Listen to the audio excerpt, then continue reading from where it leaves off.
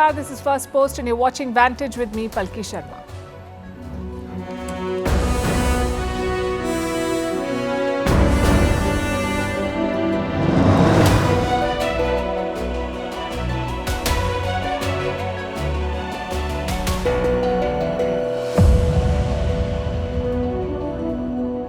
After more than 6 weeks of war, a truce may be in sight in Gaza. Not a complete end to the fighting, but the prospect of meaningful pauses and the release of some hostages by Hamas.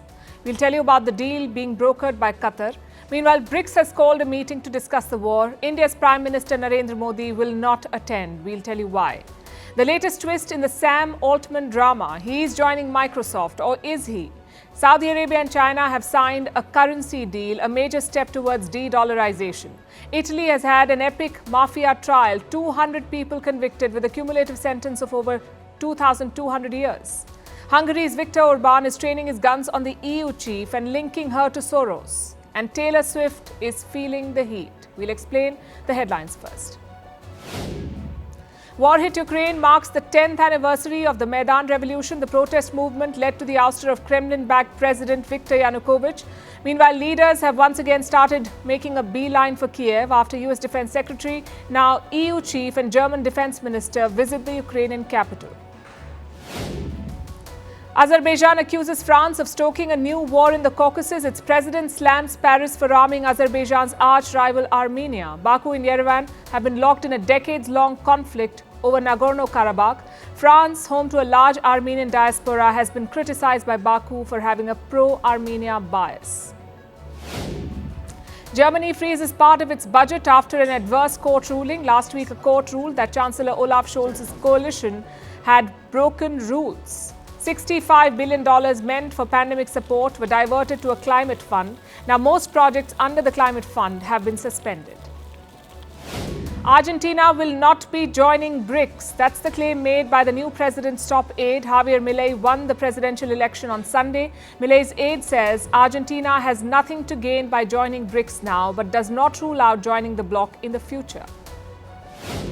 Brazil records its hottest temperature ever. The country saw record-breaking heat of 44.8 degrees Celsius on Sunday. Climate change and El Nino are being blamed for the soaring temperatures. Red alerts have been issued across Brazil.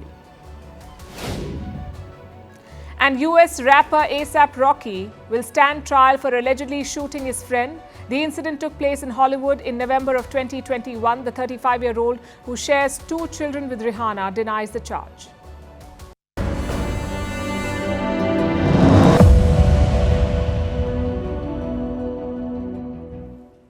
We start with the Israel-Hamas war. There's a new twist. The bombing of Gaza has not stopped. Israel says it struck 250 targets in the last 24 hours. But now, there are also reports of a truce. Hamas says it is close to a deal with Israel, a deal that is being brokered by Qatar. Negotiations have been on for days now. Over the weekend, they gained momentum. On Sunday, Israel's top diplomat in the US spoke about this. His name is Michael Herzog. He said an agreement could happen, quote-unquote, in the coming days. Then Qatar's Prime Minister weighed in. He hinted that a broad deal was already in place. A few sticking points remained, but they were not big enough to block the deal. And yesterday, the US too expressed hope for an agreement. We believe we're closer than we've ever been, so we're hopeful, but there's still work to be done. And finally, Hamas spoke about it. It said they're close to a deal and that Qatar will announce the details. So what are the terms of this deal? It's a tentative pact. It will not end the war, but it will provide some relief to civilians. Broadly, this agreement is built on 3 pillars. Number 1, a 5-day pause in fighting. Ground operations will cease during this time. Number 2, limits on air operations. Reports say Israel will stop aerial bombardment of Gaza. But we are still waiting to hear the specifics. Will Israel completely halt its air operations? Or will it just reduce their intensity? These questions are yet to be answered. And finally, number 3, Hamas will release some hostages. How many? Anywhere between 50 to 100. This includes Israeli civilians and citizens of other nationalities. The return of the hostages. We are making progress. I don't think it's worth saying too much, not even at this moment. But I hope there will be good news soon. Hamas is holding about 240 hostages in Gaza. These are from 40 countries. They'll release some of these people, but they will not free any military personnel. Now, this is not sitting well with the families of these hostages. They want all the people back. Recently, these families held a protest march. It lasted 5 days. They walked from Tel Aviv to Jerusalem to build pressure on the Netanyahu government. Yesterday, some of them also met the war cabinet, and they said they were disappointed. This is incredibly disappointing because I feel that at this point, when we know that taking down Hamas, we keep hearing from them, is going to take months or years, and it's going to take a long time. The clock is ticking. The longer this war continues, the harder it would be to rescue everyone, and the conflict is widening. Israel is fighting on multiple fronts. Today, it was provoked by Iran. Yemen's Houthi rebels seized a cargo ship. It was operating in the Red Sea. The Houthis say the ship belongs to Israel, so they seized it and captured the crew.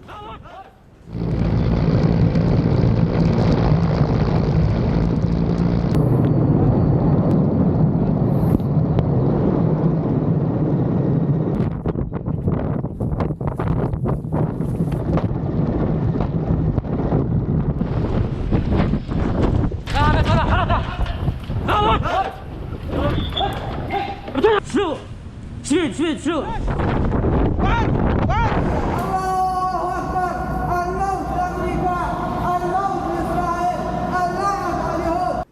We told you about the seizure of the ship yesterday. Today, the Houthis have released this video. Now, Israel says this is a British ship, but the Houthis reject that assertion, and they enjoy Iran's support.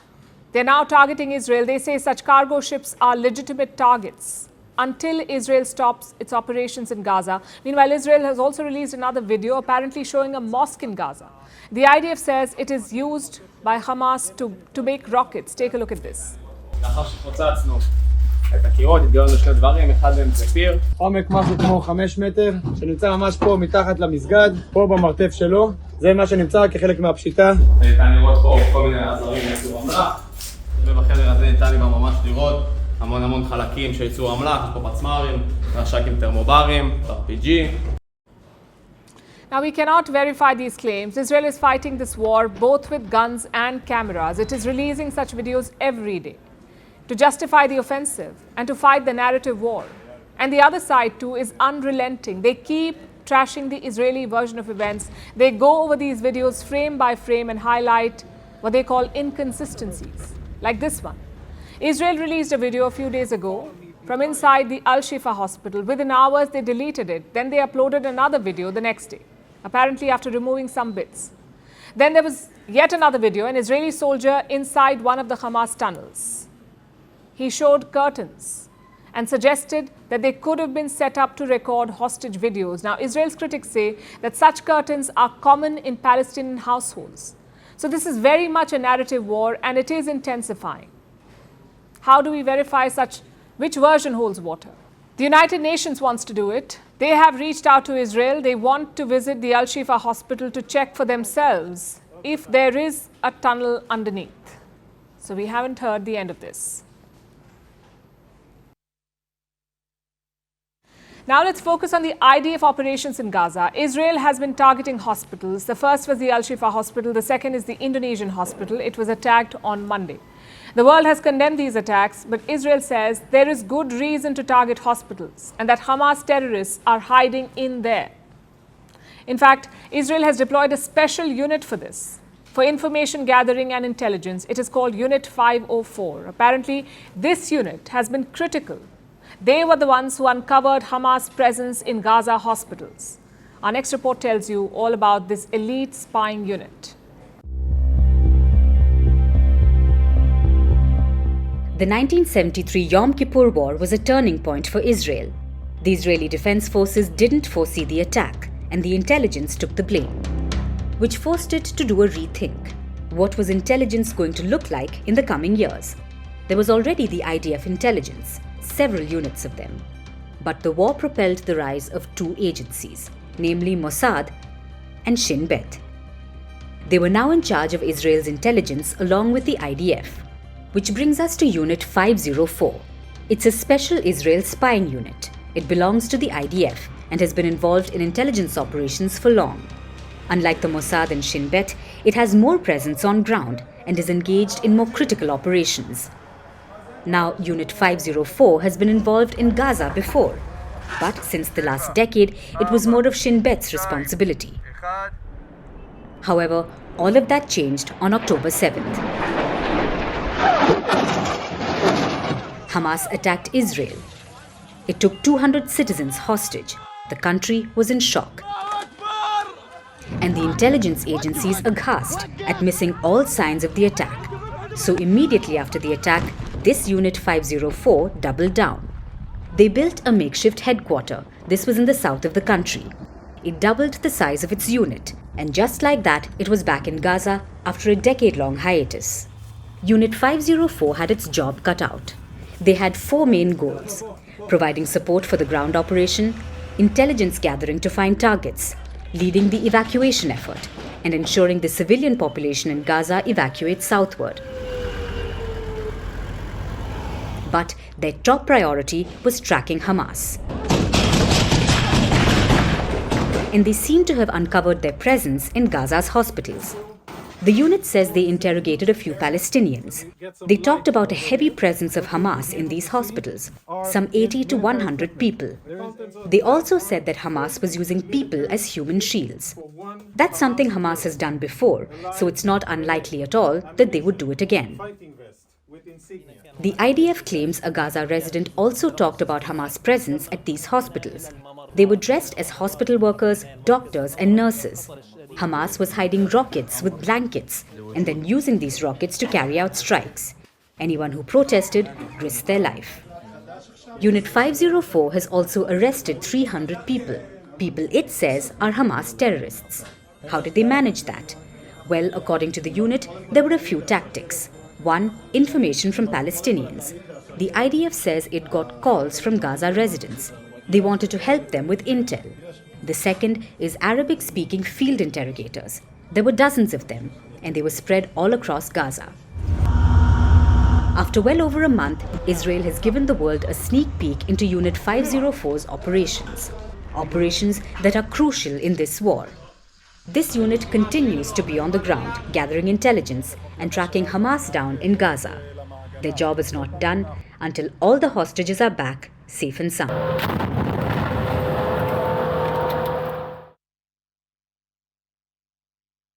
As Qatar negotiates a truce, diplomacy is heating up around the world. The latest to join the bandwagon is BRICS, the group of Brazil, Russia, India, China, and South Africa.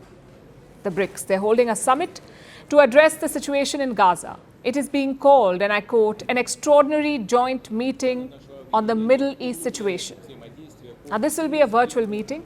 Leading the call for the summit is South Africa, which has also been at the forefront when it comes to slamming Israel. South Africa has accused Israel of war crimes and shut its embassy in Tel Aviv. So you get the idea of what the tone would be like. But some context first. BRICS, like I said, is a grouping of 5 countries: Brazil, Russia, India, China, South Africa.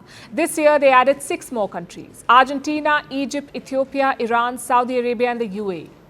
So now that's a total of 11. And the goal of this summit is quite simple: to discuss the Israel-Hamas war and to issue a joint statement. So who is attending this meeting? South Africa is chairing it. President Cyril Ramaphosa will take the stage. Russia, China, and Brazil have confirmed their attendance. Russia will be represented by President Vladimir Putin, China by President Xi Jinping, and Brazil by President Lula da Silva, which leaves us with India. Prime Minister Narendra Modi of India will not be attending this summit. He's skipping it. In his place, India's External Affairs Minister S. Jaishankar will attend. The reason given for this was state elections in India. India's western state of Rajasthan is going to the polls, and Prime Minister Modi is caught up in the campaign. This is the official reason for his absence. But even otherwise, it makes sense for him to skip it, given India's position in this war and how it is at odds with other BRICS members. All members of BRICS, old and new, want a ceasefire. All of them have supported the United Nations General Assembly call for a ceasefire. All except 2 countries, India and Ethiopia. India did not vote for or against that resolution. India abstained. And this abstention was seen as a signal, a confirmation of India's pro-Israel policy. Now, New Delhi's position is quite nuanced. When Hamas attacked Israel on October 7th, the Indian Prime Minister called it a terrorist attack. And India has been a victim of terrorism, so it called the attack what it was, a terrorist attack on the state of Israel. Plus, India has strong ties with Israel. They're close allies. Prime Minister Modi and Prime Minister Benjamin Netanyahu share a special bond. At the same time, India has sent aid to Gaza. It has expressed concern for the rising civilian casualties. Like I said, this is not the same as other BRICS members. Most of them have taken a stridently anti-Israel position. So you can imagine what a BRICS joint statement would look like. The question is, will India endorse it then? We'll have to see. Also, this virtual meet comes just a day ahead of the G20 virtual meeting, a meeting that India will be hosting. And here too, the Israel-Hamas war could take center stage. So India will have some careful maneuvering to do here. At the same time, the stakeholders care about India's stand. As we speak, a delegation of Arab and Islamic foreign ministers is heading to New Delhi. Yesterday, they were in China. We told you about that meeting, and their goal remains the same, to build a coalition of sorts to push for a ceasefire. So again, will India endorse it? Now, India's stand at the UNGA gives us a hint. They held informal discussions on the Gaza situation, and India had two things to say there. First, it opposed any form of terrorism, and second, it backed negotiations to establish an independent Palestinian state. And this shows where India really stands, close to Israel, but not abandoning Palestine. Like in any conflict, this is a delicate balancing act, and if anyone can pull it off, it is New Delhi. Speaking of a delicate balancing act, Satya Nadella is trying it too. He is the CEO of Microsoft. Last evening, Microsoft pulled off what seemed like a masterstroke. It poached the top minds of OpenAI, the revolutionary artificial intelligence startup, the makers of ChatGPT. Microsoft hired their star CEO, Sam Altman. But now there's a twist in the tale. Reports say he could still be plotting a return to OpenAI. It's quite the story. In case you've not been tracking it, here's a quick primer. OpenAI has been through an upheaval. Over the weekend, the company board sacked Sam Altman, co-founder and star CEO, a celebrated name in the tech industry. This sacking led to chaos. Altman was fired in the most unprofessional manner. The board gave no solid reason for his removal, and they kept the investors in the dark. One of the top investors is Microsoft. They learned about the sacking just minutes before it happened. As for the employees, it was a bolt from the blue. They learned about it just like the rest of us, from a press release. Within hours, the tables turned though. There was an outpouring of support for Sam Altman from employees and investors. Senior team members began resigning. The investors tried to reason with the board. They wanted Sam Altman reinstated. There were negotiations. Altman wanted major changes to the board, but they refused. So Altman's fate was more or less sealed. Microsoft sensed an opportunity here. They poached him and his team. Satya Nadella announced this, that they will hire Sam Altman and 4 of his top team members. And Microsoft said they will create a new AI unit. It will exist within Microsoft, and it will be led by Sam Altman as CEO. But as of this afternoon, the situation is still fluid. It's not clear where Sam Altman is going. New reports have led to more speculation. They say he could be trying to return to OpenAI. So the question is, what has changed in the last 24 hours? 2 major developments. They have strengthened Sam Altman's hand. First, OpenAI employees are siding with him. They've written a letter addressed to the board. They want Sam Altman to be reinstated and the board to quit.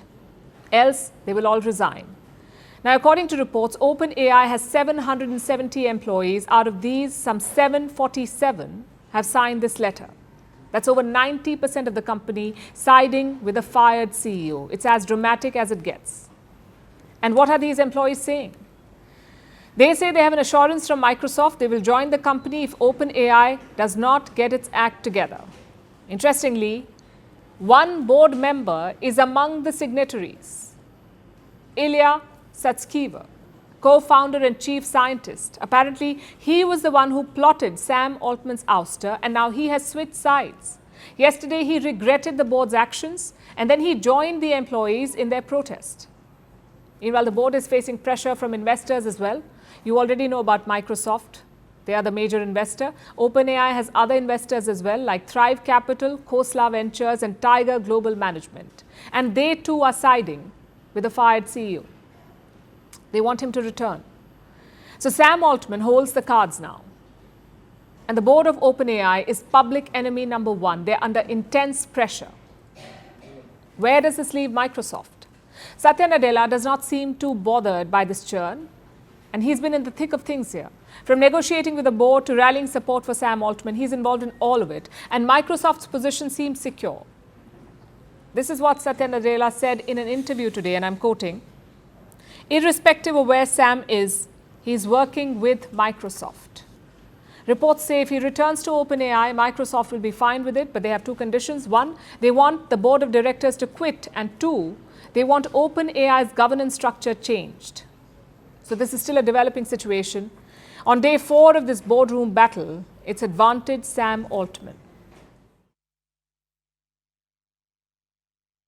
Now let's talk about Saudi Arabia. It is deepening ties with China. Today they've signed a deal to trade in their native currencies and sideline the US dollar. The deal is worth almost $7 billion and it's valid for 3 years. This is basically a currency swap agreement, a financial contract between the central banks of China and Saudi Arabia. And this is what it means. Henceforth, China's central bank will maintain a reserve of the Saudi riyal, and the Saudi central bank will keep China's yuan. So when a payment needs to be made, these banks will just use the native currencies. The Saudis will settle their bills in yuan, and the Chinese will use the riyal. It's a win-win for them. So who is the loser? The US dollar. This is another attempt to de-dollarize. And China has been pushing for this. You see, China is Saudi Arabia's biggest trading partner, mainly due to the oil purchases. This pact, though, is mostly about non-oil trade. At the same time, it is a step towards de-dollarization. It sets a precedent for other regional players like the UAE and Iraq. These are major oil producers. They're exploring ways to conduct non-oil trade without using the dollar. And the yuan might appeal to them. And China has been busy promoting it. Before the deal with Saudi Arabia, China had 29 swap agreements with various countries. The list includes key West Asian powers as well, like Qatar and Egypt. And now Saudi Arabia is the latest to join.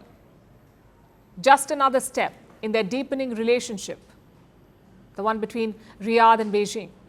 In March, Saudi Arabia normalized ties with Tehran. It was a pact brokered by China.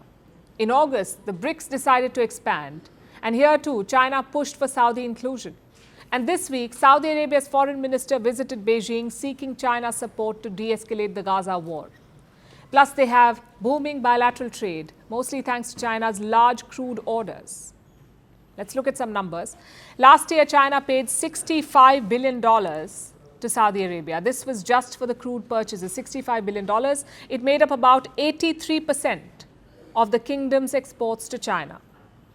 Although they're thinking beyond crude oil now, the Crown Prince of Saudi Arabia wants to diversify his economy, to end the dependence on oil revenues, and China could help MBS realize this vision.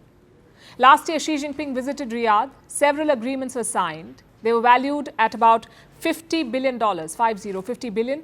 And more deals were announced this year when Riyadh hosted a major event, an Arab-China business summit. 30 agreements were signed here, spread across sectors like technology, renewables, agriculture, real estate, mining, tourism, healthcare. And now we have a yuan-riyal swap agreement. It could become the vehicle to enable these investments. So instead of a sudden shift, they're slowly moving the dollar out of their equation. The American currency might be the present for Riyadh, but the Chinese yuan could be its future. Now let's look at Italy, where they just concluded the mafia trial of the century. More than 200 people with links to the mob were convicted. Their crimes, the classics: extortion, bribery, drug trafficking and murder. And that's just the beginning. The people convicted include a former Italian senator, a former mayor, an ex-police chief, and of course, some leaders of the mafia as well. The case had everything from your favorite gangster epic: senior mafiosos turning state witnesses, a mob boss's nephew betraying the family, gangsters with nicknames like the Wolf and Lamb Thigh among the accused, judges spending years under police protection, and the trial itself taking place in a literal bunker. The cumulative sentence adds up to about 2,200 years, and it may end up making a real dent to cocaine trafficking in Europe. Our next report has all the details. Bonavota Domenico, colpevole dei reati lui iscritti. Pitelli Giancarlo is judged guilty of the crimes ascribed to him under chapters A bis, A bis 1, A bis 4. He is convicted to 11 years in prison. Q9 e 1-Veter. Yesterday, a 70-year-old former Italian senator was sentenced to 11 years in prison. He wasn't alone. He was one of over 200 people who are facing prison sentences. Their crime? Being a part of or associated with the Italian mafia.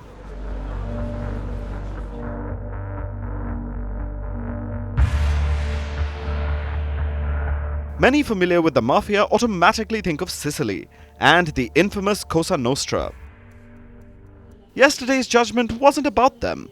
It was against their less famous and arguably more successful neighbors. Colpevole dei reati lui iscritti ai capi A bis.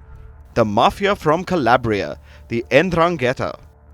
Over 150 crime families or clans make up the 'Ndrangheta. Together, they control about 80% of Europe's cocaine market. Their annual turnover is estimated at about $60 billion. And they have operations ranging from South America to Australia. The 'Ndrangheta are a force to be reckoned with, but it looks like their moment of reckoning came in 2019. After years of investigation, about 2,500 police officers descended upon Vibo Valentia. It's an area in the heart of Italy's Calabria region, and it's a seat of power for the 'Ndrangheta. The infiltration of the criminal organization in the province of Vibo Valentia was so deep-rooted and so widespread, so alarming, so disturbing that I think it can be noted that there was no aspect of the life of the social-economic fabric of the province that was not conditioned by the capacity of the force of intimidation of this so dangerous criminal organization. Hundreds were arrested in 2019, most of them during the raid at Vibo Valentia.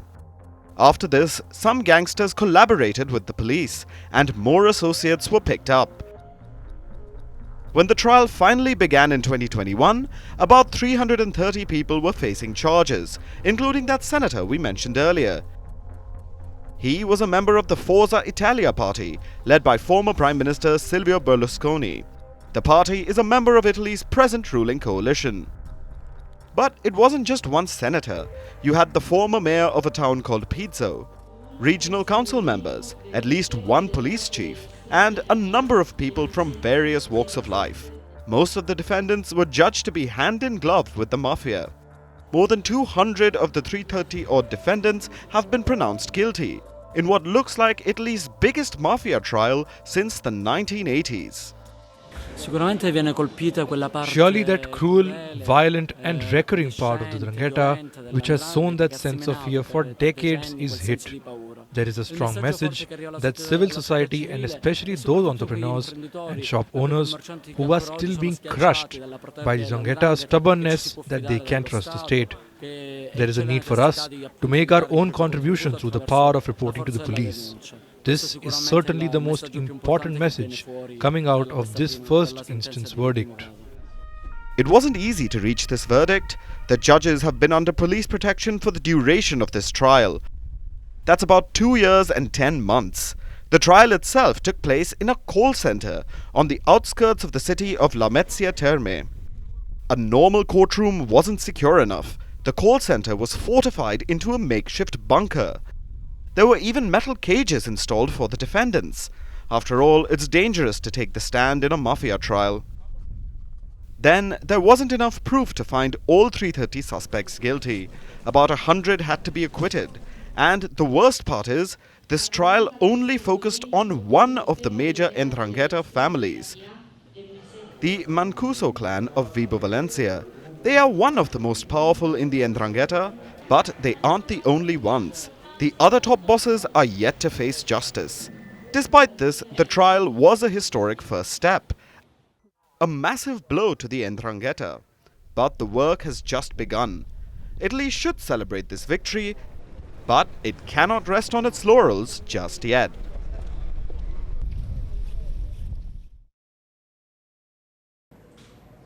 Now let's look at the EU and its Hungarian headache. Hungarian Prime Minister Viktor Orbán is on the war path again.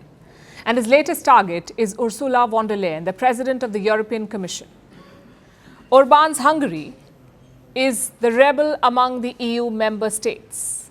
It's the closest to Russia, distrusts Ukraine and opposes most of the EU's policies on issues ranging from migration to rights for the LGBTQ community. Viktor Orban has been at loggerheads with the EU over all these issues and more. I am deeply convinced that we must say no to the Brussels model of Europe. We have to say no because it is unsustainable. It has no future. I am convinced that today Brussels is destroying Europe and is leading it to its demise. They put a new nail into its coffin every day.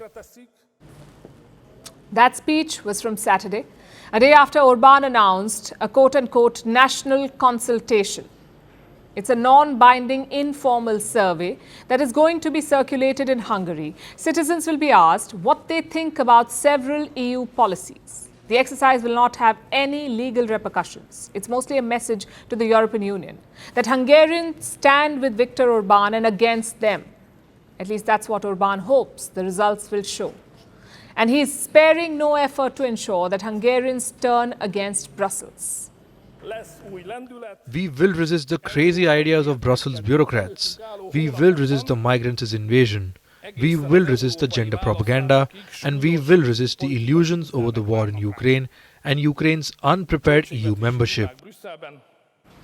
Yesterday, these signs cropped up all over Hungary. They show Ursula von der Leyen alongside Alex Soros, son of George Soros, the billionaire behind the Open Society Foundations, or OSF. The Soros family has been accused of meddling in politics in countries around the world. They're known to fund the opposition to right-wing conservative governments, which makes them reviled by Orban and other conservative leaders. Putting Alex Soros next to von der Leyen is a clear message then, that she is also an enemy. Next to their photo is a message in Hungarian. It roughly translates to this: let's not dance to the tune they whistle. This is Orban's latest attack against Brussels, and it specifically targets von der Leyen for the first time. But that's not the only new thing about it. Viktor Orban has done this before with von der Leyen's predecessor, Jean-Claude Juncker. In 2019, Orban had taken out attack ads against him as well. Back then, he put Juncker's photo next to that of George Soros. In 2019, the slogan was this: everybody has the right to know what Brussels is planning. So yesterday's ads were a repeat. Orban is trying to recreate the Hungary versus EU and Soros battle lines, which brings us to the question, why? Viktor Orban says he does not want Brussels to have free rein, not over migration, not over support to Ukraine, or anything really that he disagrees with, which is actually a long list. But despite his grievances, Orban wants the benefits of EU membership. He insists that he will not leave the bloc. Instead, he plans to hamper EU policies and will try and change the group from the inside. Our task, our calling is that we must prevent it. Our interest is that the Union should remain together. It should remain together as it was so hard to put together.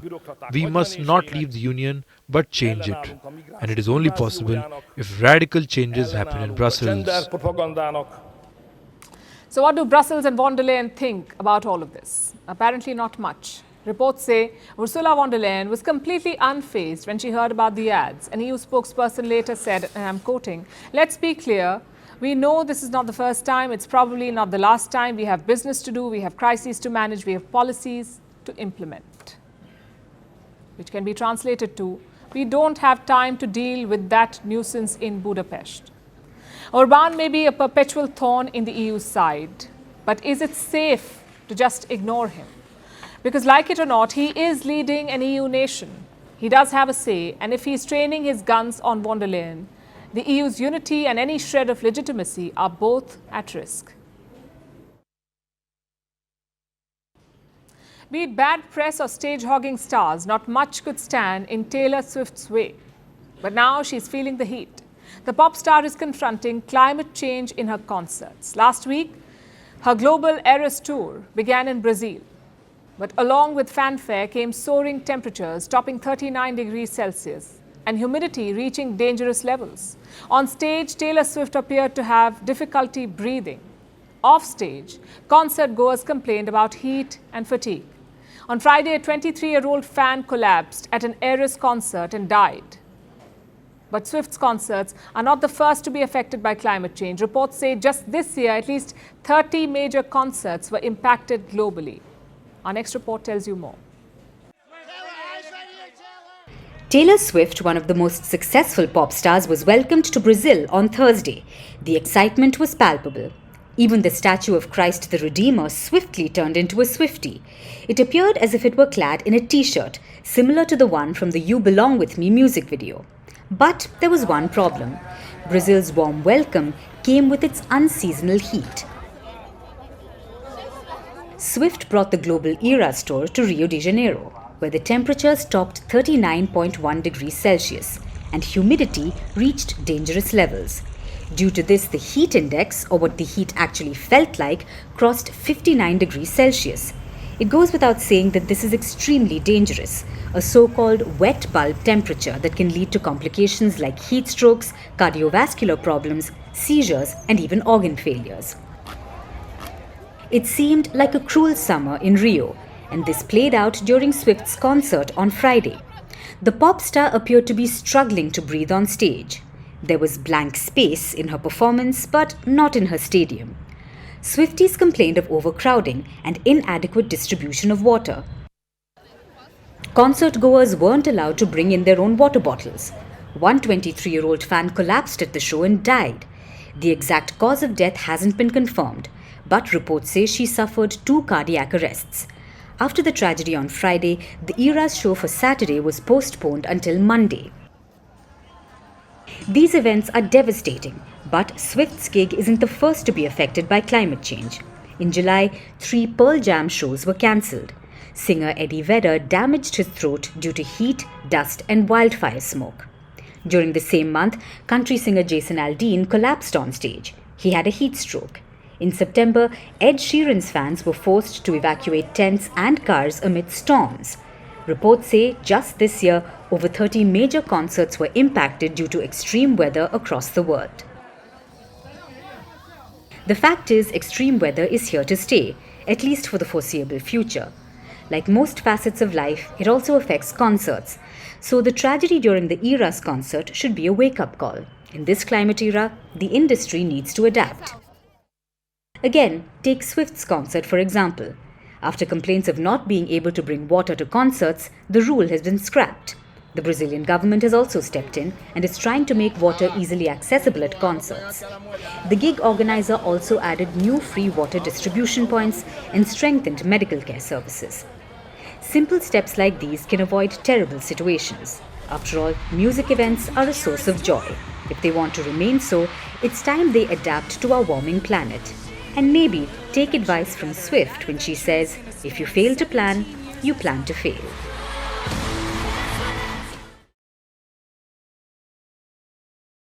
Speaking of gripping heat, let's shift our focus to Asia, where tensions are rising. Taiwan is heading to elections in less than 2 months. North Korea wants to launch a spy satellite again. America is advising the Philippines over a chip in the South China Sea. And amid all this, China is heading in another direction. Remember, China is the source of a lot of this tension, but now it wants to ease fraught ties using fur balls. Last week, China said it could send new pandas to America. It has called them envoys of friendship. This is a black and white case of panda diplomacy. So what is Beijing's panda diplomacy, and who are the lucky winners of this gesture? Also, why? Our next report tells you. The year was 1972. A historic visit was underway. Former US President Richard Nixon was in Beijing.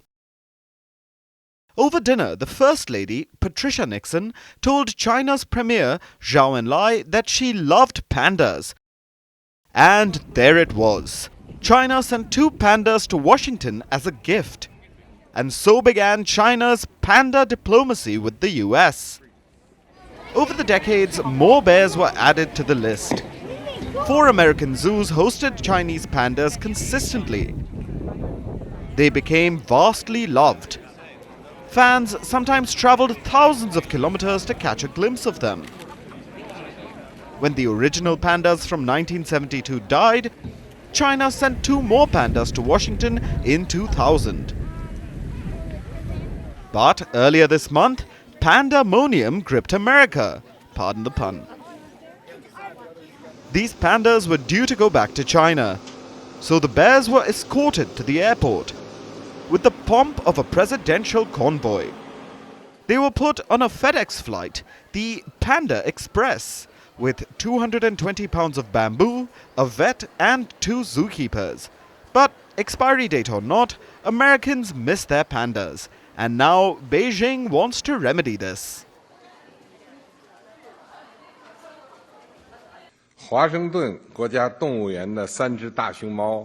I learned San Diego Zoo and the Californian people very much look forward to welcoming pandas back.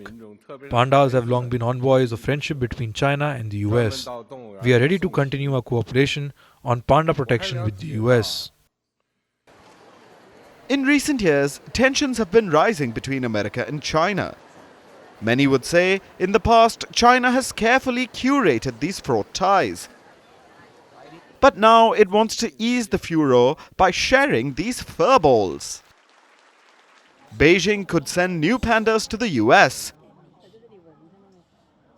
This is as black and white as it gets. Beijing wants to stabilize rocky relations with cuteness. In clearer terms, with its panda diplomacy. For China, pandas have worked as an unofficial barometer of international relations. A means to break the ice with bamboo-eating bears. Pandas are envoys of friendship from Beijing. China loans pandas to over 20 countries around the world. Just over the past decade, Germany, Denmark, Finland and the Netherlands have received pandas. Last year, China sent a pair of pandas to Qatar. This was the first for a West Asian country. But in contrast, China has not loaned any new pandas to the US for 2 decades. For some, this was good news, since there have been reports of the mistreatment of pandas loaned to the US. Experts have spoken about discoloration and the loss of weight in pandas returning from America. If pandas under the protection of China can reproduce in large numbers and survive all over the world, I think this is a good thing. It's also a good thing for mankind. Some say China would be better off if it didn't sour relations in the first place and then send pandas to mend ties. It's too much to ask from furry, cute animals. If only tree climbing and bamboo eating could solve geopolitical issues. And now it's time for Vantage Shots, images that tell the story. In India, the first video emerges of the 41 workers trapped in the Uttarakhand tunnel collapse. They've been trapped for 10 days as authorities scramble to rescue them. In Albania, politicians started a fire and set off smoke flares in the parliament to protest against the budget. And in the White House, President Joe Biden pardoned Thanksgiving turkeys in a presidential tradition that dates back to Abraham Lincoln's administration. Finally, we're taking you back in history. On this day in 1995, the presidents of Bosnia, Croatia and Serbia agreed to the Dayton Accords. This was the peace agreement that ended the Bosnian War. It was brokered by the United States of America. The warring parties agreed to peace and a single sovereign state known as Bosnia and Herzegovina. We're leaving you on that note. Thanks for watching. We'll see you tomorrow.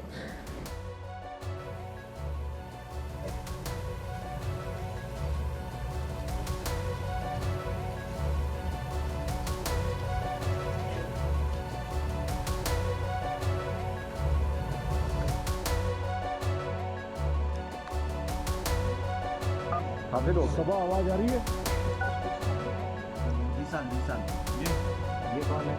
ये विश्वजीत है sir हम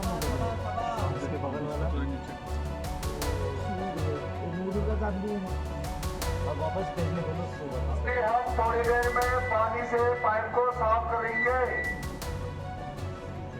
camera डालने के लिए बोलिए हाँ camera भी ऊपर डालो बोलना वापस हम खींच रहे हैं आप लोग कैमरे को वापस पाइप में आके रखते हैं हम कैमरा वापस ये सुशील हाइड्रा ऑपरेटर ये कौन है ये सर वो गब्बर सिंह ने sample they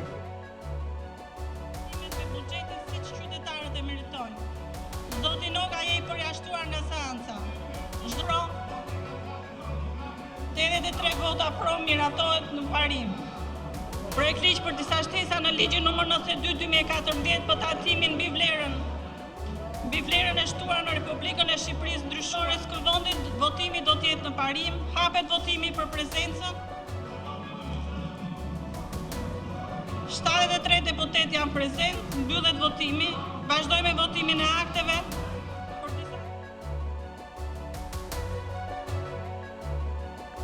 I hereby pardon Liberty and Bell. All right. Congratulations, birds.